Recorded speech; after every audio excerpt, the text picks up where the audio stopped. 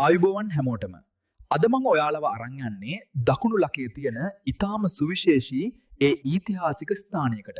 මේක හරියට සීගිරිය වගේම ගල් පර්වතයක් මත ගොඩ නැගුණු පුදුමයක්.